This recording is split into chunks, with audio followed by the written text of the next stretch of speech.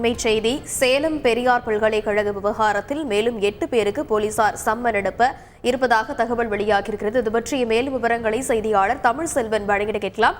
வணக்கம் தமிழ்செல்வன், யார் யாருக்கு இந்த சம்மனானது அனுப்பப்பட இருப்பதாக போலீசார் தரப்பிலிருந்து தெரிவிக்கப்பட்டிருக்கிறது? சேலம் பெரியார் பல்கலைக்கழகத்தின் துணைவேந்தர் ஜெகநாதன் தனியார் நிறுவனம் ஆரம்பித்து முறைகேட்டில் ஈடுபட்டதாக கருப்பூர் காவல்துறையினரால் கைது செய்யப்பட்டு பின்னர் நிபந்தனை ஜாமீனில் விடுவிக்கப்பட்டார். இதனிடையே உடல்நலம் பாதிக்கப்பட்ட துணைவேந்தர் தனியார் மருத்துவமனையில் அனுமதிக்கப்பட்டு சிகிச்சை பெற்று வந்த நிலையில் சிகிச்சை முடிந்து வீடு திரும்பியுள்ளார்.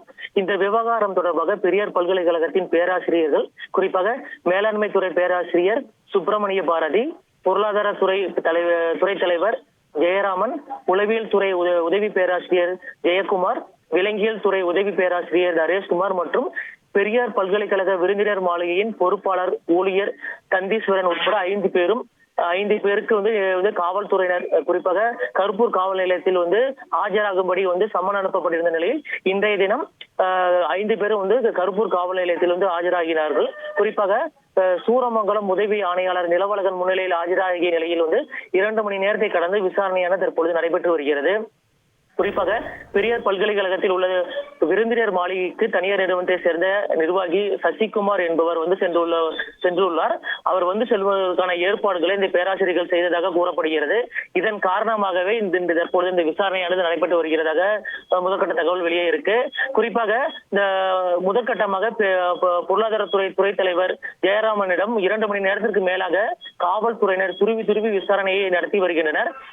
விசாரணைக்கு ஆஜராகியுள்ள பேராசிரியர்கள் முழுமையான தகவல்களை தெரிவிக்கப்படவில்லை என்றால் மீண்டும் அழைத்து விசாரணை நடத்தப்படும் என்ற தகவலையும் காவல் உதவி ஆணையாளர் நிலவழகன் பேராசிரியரிடம் கூறியதாக தகவல் வெளியே இருக்கு. மேலும் பெரியார் பல்கலைக்கழகத்தின் துணைவேந்தர் நேற்று மாலை தனியார் மருத்துவமனையில் இருந்து சிகிச்சை முடிந்து வீடு திரும்பியுள்ள நிலையில் அடுத்த கட்டமாக சில நாட்களுக்குள் அவரிடம் காவல்துறையினர் விசாரணை மேற்கொள்ளலாம் என்ற தகவலும் வெளியே இருக்கு. இது மட்டும் இல்லாமல் இன்றைய தினம் முதற்கட்டமாக 5 பேரிடம் சம்மன் அனுப்பி விசாரணை நடைபெற்று வரும் நிலையில் அடுத்த கட்டமாக அந்த தனியார் நிறுவனத்தின் நிர்வாகி சசிகுமார் மற்றும் பேராசிரியர்கள் உட்பட ஒரு 8 பேருக்கு சம்மன் அனுப்பி காவல்துறையினர் விசாரணை நடத்த இருப்பதாகவும் தகவல் தற்பொழுது வெளியே இருக்கு. தற்பொழுது சேலம் கருப்பூர் காவல் நிலையத்தில் 2 மணி நேரத்திற்கு மேலாக இந்த விசாரணையானது நடைபெற்று வருகிறது. குறிப்பாக இந்த 5 பேரிடமும் தனித்தனியாக காவல்துறையினர் விசாரணை மேற்கொண்டு வராங்க. இது தற்போது குறிப்பாக நிறுவனம் தொடர்பான ஆவணங்கள் ஏதாவது வைத்துள்ளார்களா, அதே போன்று அது குறித்த தகவல்கள் ஏதாவது தெரியுமா என்பது குறித்தும் ஒவ்வொருவரிடமும் காவல்துறையினர் தனித்தனியாக அழைத்து விசாரணையானது தொடர்ந்து மேற்கொண்டு வருகின்றனர். விவரங்களுக்கு நன்றி தமிழ்செல்வன்.